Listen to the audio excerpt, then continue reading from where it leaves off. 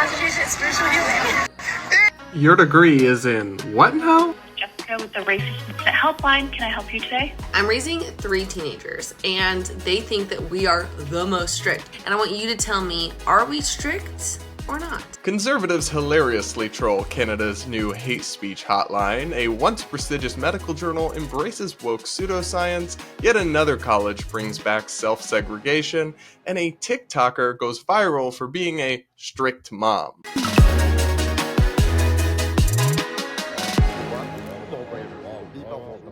All this and so much more is coming up on today's episode of Brad vs. Everyone, my daily series where I take on the craziest ideas from across the internet and across our politics from a center-right, independent perspective. If you're new here, please consider subscribing and sticking around. We're building a really great community here and it's growing fast. And if you're a returning viewer, you know what I'm about to say. Don't forget to hit that like button and comment with your thoughts as we go along. I do read the comments and I pick a few to respond to in every episode. So before we get into our main topics for today, I wanted to give you guys a quick update on the graduation video we talked about yesterday. And I have some good news. NYU has done a course correction and is no longer offering people made-up degrees for more than $60,000 that don't actually qualify them to do any particular job. Just kidding. The video I showed you was from their 2023 graduation, but here's a second one that I covered on TikTok from this year's graduation. Concentration is spiritual healing. Your degree is in what now? Hi, my name is Eliel, and I concentrated in Black Stories. You went to NYU, a school that costs $60,000 a year. For that? Hey, my name is Gabby. My concentration is called Exploring Colonialism and Sustainable Economic Development. Oh, that's good. I hear there's tons of jobs in that field right now. It's really in demand. I'm Alexia, and my concentration is creativity as communication, how the arts act as a language outside of verbal communication. Oh? So here's my thing, guys. This is a free country, so if people want to sign up to pay $60,000 a year to go to the College of Arts and Unemployment, that's their choice, I guess. But the insane thing to me is that our taxes are funding and subsidizing these kinds of programs at NYU. And President Biden thinks we should have to pay off their student loans. Like, babe, if you chose to go study a fake made-up degree and you end up working at Starbucks and can't pay back your loans, that's a you problem. That's not a me problem. Anyway, guys, woke colleges might make me slightly depressed about the future of America, but as far as content is concerned, they are the gift that keeps on giving. Anyway, let's look up north to Canada for our first story, because the government of British Columbia recently launched a racist incident helpline, where people could report offensive speech or behavior to the government. Sounds slightly dystopian, if you ask me, but now because it's 2024 and the internet is amazing, conservatives from The Publica called and trolled this hotline by reporting a hilariously absurd hate incident to see what the response would be. Here's a sampling from that call. Jessica with the Racist Incident Helpline. Can I help you today? Hi, I heard about this new helpline and I thought this would be a good place to get some advice about something that's been happening to me at work. I am Japanese descent and I've got this colleague. When we have to have small talk sometimes, we have to share a break room. So this colleague quite frequently, several times, has said things to me about how she really likes sushi, she really likes Japanese culture and food. She just keeps bringing it up kind of out of nowhere. I don't think it's an appropriate thing to bring up in small talk. Yeah. So I'm hearing you say you're a little bit frustrated maybe with the kind of topics that she brings up during small talk. And maybe that is kind of pigeonholing you as a person. Yeah. Do you think it's a microaggression? It could be. If you think it is, then it probably is. With how you said you wanted to report, I think WorkSafe BC's prevention information line might be relevant for you. You can anonymously report your workplace there, and they could get someone to come in and check on it. Does that sound like something you want? Yeah, I think that might be very helpful because I think this needs to be taken seriously. Yeah, 100%. And if you want to go even beyond WorkSafe BC, I also have the Employment Standards Office number and information lined up here, and that's with the Ministry of Labor. If your workplace doesn't take it seriously and WorkSafe BC thinks you should take this above and beyond, you can contact the Employment Standards Office.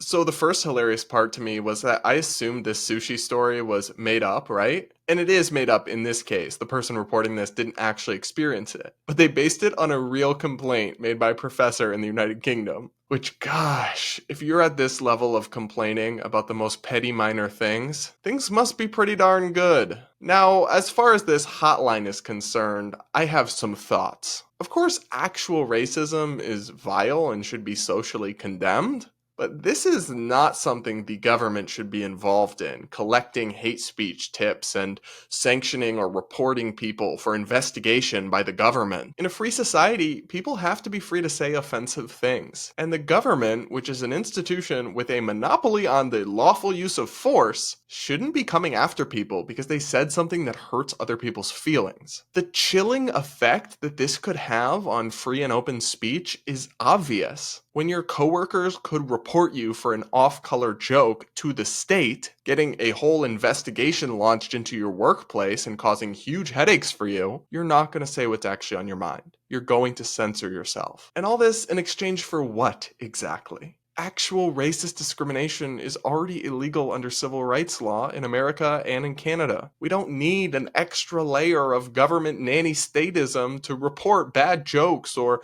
sushi recommendations that made someone uncomfortable. It's ridiculous and it's absurd, but it's also an excellent reminder of the fate that awaits America if we continue down this woke anti-free speech trend. Our neighbors up north are not that dissimilar from us. The major difference here is really just that they don't have the same cultural ethos of live and let live or free speech that America has long had and still sort of has. And more importantly, they don't have legal protections for the First Amendment. So even a Western, advanced, wealthy, democratic society can end up turning into this 1984-esque woke dystopia. To me, that's far scarier than any microaggression, which, by the way, is not even a legitimate concept. It's infantilizing, and it suggests that members of minority groups need to be coddled, that slight verbal tics might harm them or make them feel unsafe, as if they're fragile, emotional, and intellectual infants. They're not.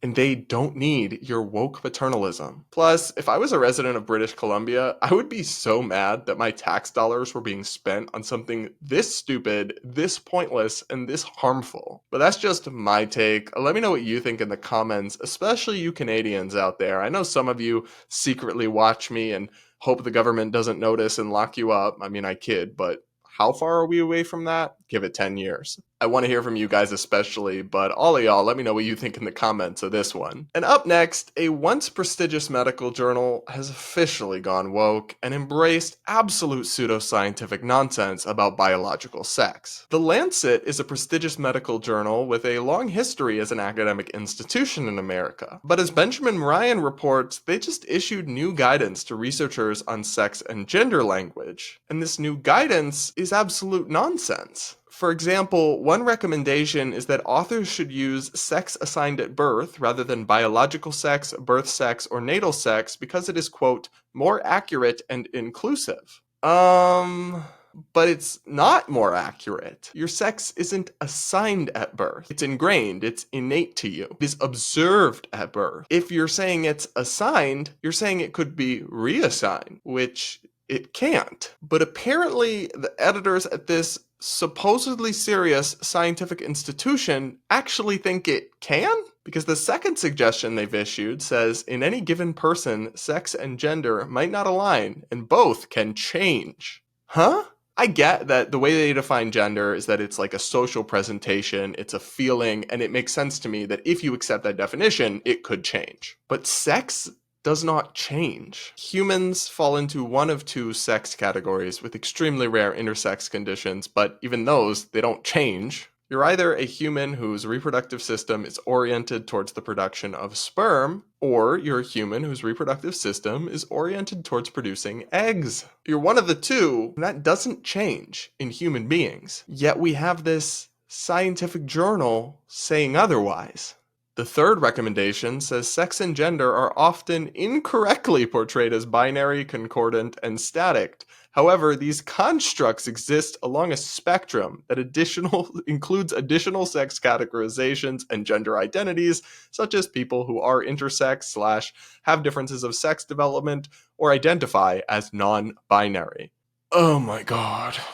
So the point's taken on the intersex bit, although I'm not really sure it means that sex isn't binary, because most people who are intersex can actually be categorized as male or female. And regardless, we still view a coin as having two sides, heads and tails, even though it can technically, once in a million chances, land on its side. But the part that really bothered me here was the inclusion of non-binary. As people who follow my damage control series will know, I've repeatedly explained that non-binary is an incoherent and pseudoscientific concept. Now, we can debate what it means as far as a gender identity is concerned, but it has no bearing on your biological sex. It doesn't change the fact that you're male or female, and the existence of people claiming they don't feel male or feel female, again, explain to me what that means without using crude sex stereotypes, does not suggest that sex is a spectrum, a constellation, or whatever woke nonsense they're now stating as scientific fact. I find this really concerning. It's one thing when we're reacting to funny TikToks of somebody claiming to be alien gender or whatever, but when even once prestigious and still mistakenly viewed as prestigious academic journals like The Lancet, when even they are internalizing and embodying this pseudoscientific woke nonsense, that imperils the credibility of science going forward. It imperils the accuracy of key scientific research. And it suggests that activists have infiltrated and taken over scientific institutions in place of the actual scientists. That's not good news for anybody, except maybe radical gender activists. But let me know what you think in the comments below, and if this affects your trust in anything The Lancet publishes going forward. And now, let's turn our attention back to the universities, because yet another college has been exposed for having self-segregated, identity-based graduation ceremonies. As Campus Reform reports, the University of Nevada hosts multiple segregated graduations. They explain the University of Nevada, Las Vegas hosted 5 affinity graduation events for Asian and Pacific American, Latinx, can't believe they still use that, Native American, African American, and LGBTQ identifying students this May. It's an instant red flag when you hear woke people use the term Latinx, because almost no actual Hispanic people ever use that, and it's completely nonsensical and actually offensive to many of them. The Office of Student Diversity Programs organized the graduations, which took place from May 7 to May 10. We strive to serve a diverse student population, elevating and affirming their identities through an intersectional framework that champions student success, the office's mission statement declares. This same office recognizes identity months and weeks throughout the year, including Latinx Heritage Month, WimXN's Herstory Month, and Multiracial and Multi-Ethnic Awareness Week. The is a WimXN? Huh? The other branches of the University of Nevada system have also gotten in on this woke game. The University of Nevada, Reno also offered segregated graduations from May 8 to May 13, including a lavender ceremony for LGBTQ identifying students, and indigenous graduate celebration, and a Middle Eastern and North African graduate celebration. So, here's my take. This is not what progress looks like. Obviously, this isn't exactly the same as old school segregation, because this is voluntary and that was mandatory. And these ceremonies are often in addition to a main graduation in which everyone still participates. But I still find them really objectionable and divisive. Even if it's voluntary self-segregation, we shouldn't be slicing students up by their identity characteristics like this and telling them that that's their community and who they really belong with. We should be encouraging everyone to be one community and to have these factors fade into irrelevance and in the background. But this kind of thing brings them back to the forefront and re-emphasizes what ideally should become superficial differences into key, essential, defining differences between people. Again, that is not progress. I remember my college had one of these silly rainbow graduations, and I absolutely refused to attend such an absurd and borderline offensive ceremony. It's all just peak collectivism, This obsession with group identities and of elevating it all above individualism and individuals. And you know it's run by ideologues, not people genuinely trying to just advance tolerance or diversity, because of the bizarre use of deeply ideological phrases like WimXN and Latinx. As far as I'm concerned, public universities shouldn't be allowed to divide students up by race and by gender and by sexuality and by all these characteristics in official ceremonies. That just simply shouldn't be allowed. But let me know what you think. Do you somehow see this as a form of progress? Let me know in the comments. And now it's time for Brad versus TikTok, my segment where I take on the craziest ideas going viral on the Clock app. Pronoun of the day is slug. Today, this mom's going viral for supposedly being too strict, but I don't really see it that way. Hi, I'm raising 3 teenagers and they think that we are the most strict. So I wanted to put this out there and I want you to tell me, are we strict or not? So, side note, asking TikTok for their opinion is generally going to get you some unhinged feedback and responses. So this person probably should have seen what was coming. They probably should have seen it coming, but she didn't. So, okay, the first one that they think that we're the most strict on is we make them charge their phones downstairs. That goes along with the second one. We don't have TVs, screens, computers, phones. None of that goes in their bedroom. So that everything gets charged downstairs, and then they use devices in the family areas. Is this strict in some sense? Maybe. But if you ask me, it's also really good parenting and exactly what teenagers need. Honestly, I should be doing this in my own life, but I'm not. I'm failing in that aspect. But if parents don't help set boundaries and establish healthy relationship with technology, teens do doom scroll until 3 a.m. when they have to get up at 6 for school. It's a real serious problem, this screen addiction and constantly being plugged in, and it's totally disruptive to young people's sleep cycles, which is really important for a developing brain and developing body. So, while it might be kind of strict compared to what a lot of parents do, I think it's entirely defensible and justified as a parenting practice. The third way that we are the most strict, we are a 1 blanket per person household. Okay, initially I thought this one was strange and kind of a red flag, but when she explained it, it made more sense. Meaning, if your girlfriend is hanging out with us and you guys want to snuggle up, that's great. 1 blanket each. No sharing blankets on our couch, which we got married young, we know. Okay, so it makes a lot more sense now, right? Like, I originally thought she was saying, it don't care if you're cold, you can't have a second blanket. And I was like, huh, that's strange and bizarre. But no, this makes a lot more sense now. And I love how she's apparently speaking from experience. Technically, this is number 4, the 4th way that we are the most strict parents. They still have screen time limits on their phone, so they can't just scroll mindlessly. They have, I think it's an hour screen time limit, but we are the most strict for that.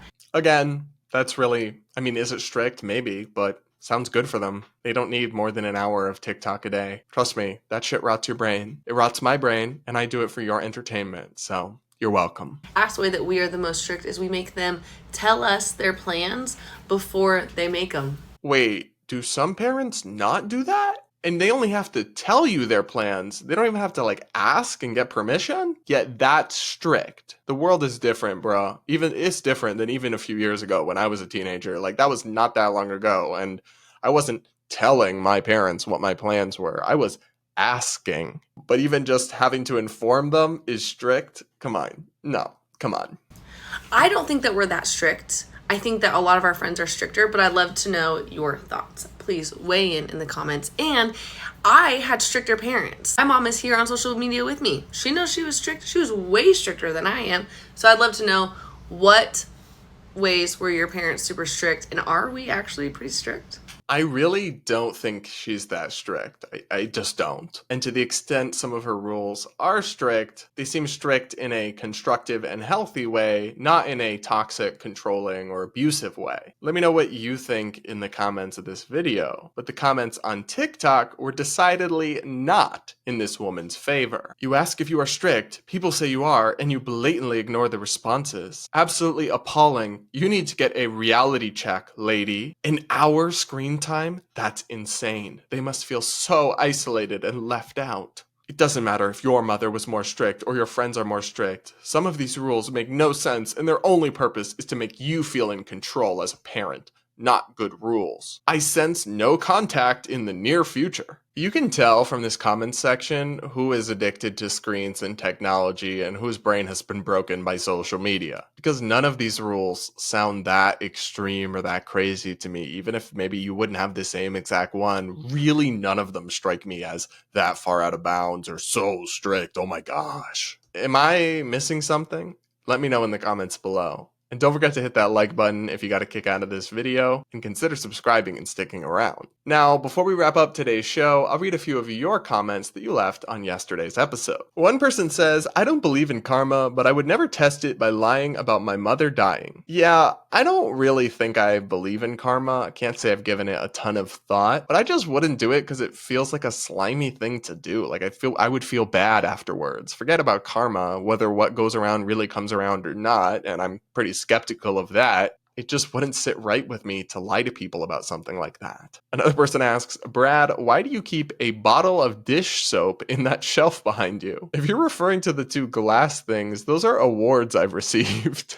Another person writes, your background is that bad. It looks like you just set up in the least used corner of your place and then brought over a green light. Y'all have been brutal in the comments about this background, and I really don't think it's that bad. Another person writes, if you're going to pull a con or a scam, keep your mouth shut and don't post it on the internet. That is such a good point. It's so funny to me. This actually happened during COVID, where there was this huge problem with people scamming the expanded unemployment benefits because the government was just giving out taxpayer money with no checks and very little verification. And a lot of them got away with it, but some rappers rapped about scamming the unemployment and then actually got arrested because of their song. You see this essentially people confessing to either really bad things they did or actual criminal things they did on TikTok for views and for attention. And I'm like, babe, that really might not be worth it. What if somebody sends this to the freaking prosecutor in your town? Like, the first rule of doing crime is supposed to be that you don't talk publicly about doing crime. But that's TikTok for you,